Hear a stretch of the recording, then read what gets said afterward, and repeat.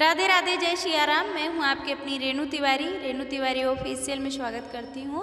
और मैं लेके आई हूं बहुत ही पुराना सा पारंपरिक बेटे का विवाह गीत, तो आप लोग सुने और खूब गाएं। विवाह का सीजन चल रहा है और ज़्यादा से ज़्यादा शेयर करें गीत को।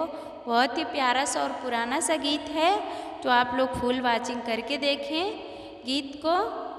ऊंची चाऊ पारी कई माई निहाराई, मोती गंजया है केतनी दूर, वही मोती गंज पूता ब्यान जई आई, दूध बिना होट कुंभिलाय, वही मोती गंज पूता ब्यान जई आई, दूध बिना होट कुंभिलाय, के हाथे भेजौ मैं खैरा सुपरिया, के हाथे बेल्हारे कई पान, के हाथे भेजौ मैं थनकाई दूधावा, दूध बिना होठ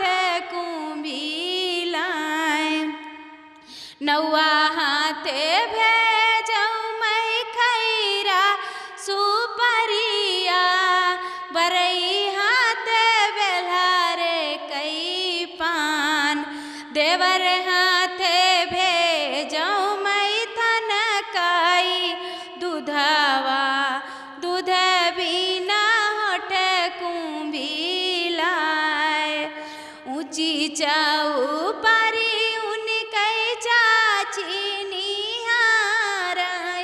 मोती गंजया है केतनी दूर, वही मोती गंज पूता ब्यान जई आई, दूध बिना होठ कुंभिलाय, के हाथे भेजौ मैं खैरा सुपरिया, के हाथे बेल्हारे कई पान, के हाथे भेजौ मैं थनकाई दूधावा, दूध बिना होठ कुंभिलाय, नौआ हाथे भेजौ मैं खैरा सुपरिया, बरई हाथे बेल्हारे कई पान, देवर हाथे भेजौ मैं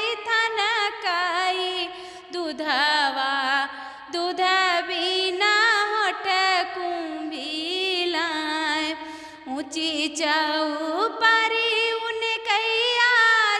निहारा, ई मोती गंजया है केतनी दूर हो, वही मोती गंज पूता ब्यान जई आई, दूध बिना होठ कुंभिलाय, के हाथे भेजौ मैं खैरा सुपरिया, के हाथे बेल्हारे कई पान, के हाथे भेजौ मैं थनकाई दूधावा, दूध बिना होठ कुंभिलाय, नौआ हाथे भेजौ मैं खैरा सुपरिया, बरई हाथे बेल्हारे कई पान, देवर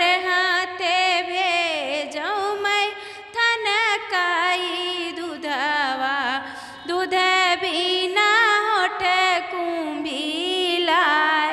आप लोग ऐसे ही भाभी को, चाची को, बुआ को ऐसे ही बढ़ाते चले जाइएगा। गाना बहुत बड़ा हो जाएगा। बहुत ही प्यारा सा विवाह गीत पुराने ज़माना का है। आप लोग खूब अच्छे से इसको प्यार दुलार दीजिएगा।